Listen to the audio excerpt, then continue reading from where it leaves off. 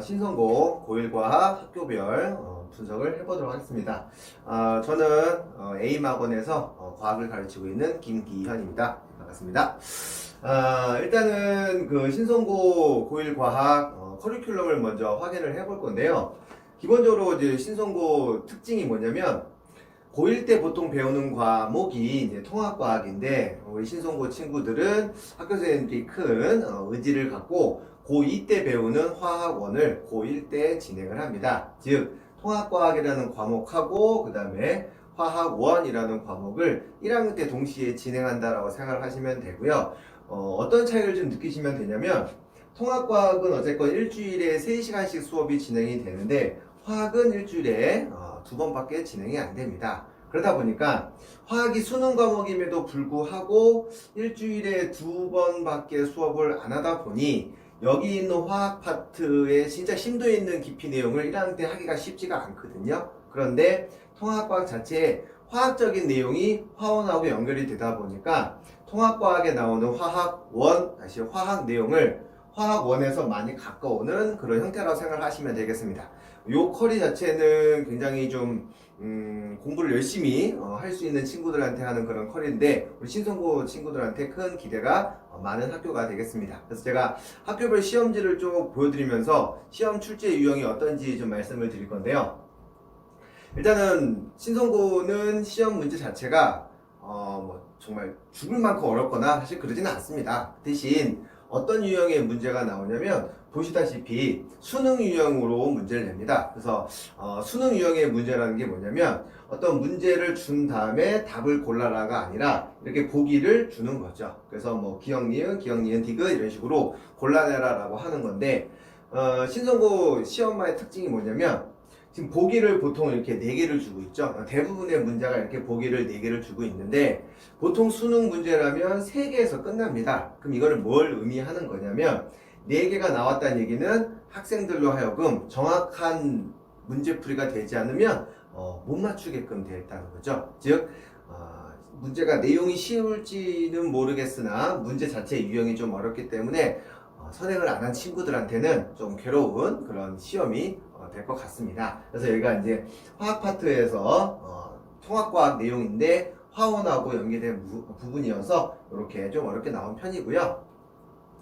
그 다음에 지금 사실 저는 이 문제를 보고 되게 많이 놀랐는데 요거는 이제 통합과학 내용이면서 화원 내용입니다. 그 중에서 우리가 뭐 어머니들 아시는 부분들 부모님들은 아시겠지만 통합과학이라고 하는 부분 말고 화원에서 양적 관계라고 하는 부분이 있는데 그 양적 관계의 문제를 그대로 갖고 왔습니다. 물론 문제 유형은 많이 어렵진 않지만 좀 선행을 안 한 친구들한테는 이 계산이 쉽지는 않습니다. 제가 지금 똑같이 실제 시험지를 스캔을 떠서 여러분들한테 보여드리고 있는 건데 그래서 이제 뭐 이렇게 개수를 구해가지고 어떤 이제 문제를 푸는 유형이 좀 이과형 애들한테 조금은 유리하게끔 나왔다는 것을 좀 알고 계시면 좋을 것 같습니다.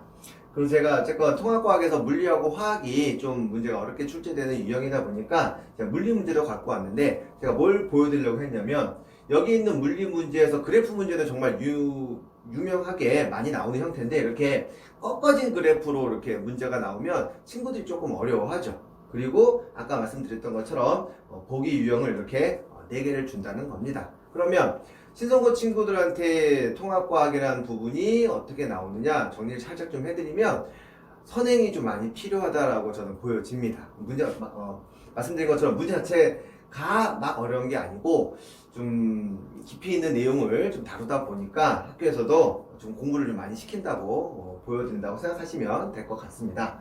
그래서 제가 이제 신성고 고1과학을 조금 간략하게 한번 정리를 해봤습니다. 그래서 어떻게 좀 다가가는 게 우리 친구들한테 제일로 좋을지 생각을 했을 때 1학기 중간고사, 1학기 중간기말, 2학기 중간기말을 다 확인을 해보면 진도가 일반적으로 1, 2, 3, 4단원 이렇게 나가는 게 아니고 1단원, 4단원, 2단원, 5단원 이런 식으로 진도가 좀 일반적이지 않죠. 그러다 보니까 절대 다른 학교들하고 좀 묶일 수 없는 그런 상황이고요. 아까 보여드린 바와 같이 수능형으로 좀 문제를 내다 보니까 연습이 좀 많이 필요합니다. 바꿔 말씀드리면 표현이 그렇지 모르겠지만 문과형 친구들한테는 사실은 조금 불리할 수밖에 없겠다. 이건 확실하고요. 말씀드린 것처럼 화원 내용이 막 섞여 나오다 보니까 선행 없이는 솔직히 조금 쉽지 않다. 그 다음에 화원이 동시에 진행이 되기 때문에 아무래도 과학 공부에 좀 부담을 좀 느끼는 게 당연하다라고 생각을 합니다.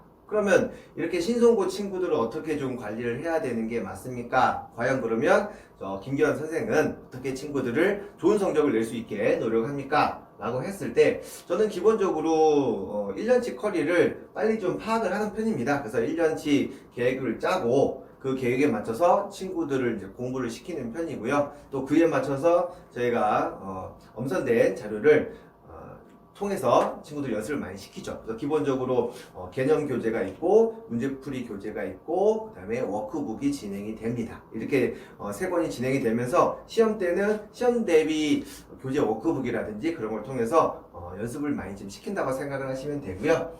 주차별로 어쨌건 최대한 제가 테스트를 보는데 테스트를 통해서 부모님들한테 이렇게 연락을 드리거나 혹은 문자를 통해서 성적표가 이렇게 보내집니다. 그럼 성적표를 가지고 지금 이 친구가 지금 어느 정도 진행이 했다 어머니께서 판단이 가능하시고요. 요 밑에 있는 사진들은 뭐냐면 제가 최대한 애들을 좀 밀착 관리를 좀 하려고 하는 편입니다. 수업 자체를 공통 범위는 하긴 하는데 통합과학 자체가 말씀드린 것처럼 좀 깊이 있는 내용이 있다 보니까 친구들이 질문을 좀 많이 해야 됩니다. 그래서 질문할 수 있는 시간을 최대한 많이 갖고 문자라든지 그 다음에 제가 동영상 강의를 통해서 우리 친구들 성적을 잘 만들어내니까 저희 에임학원에서 신성고반 친구들을 잘 좀 제가 지도할 수 있도록 어머니께서 많이 도움을 주셨으면 감사하겠습니다. 이만 마치도록 하겠습니다.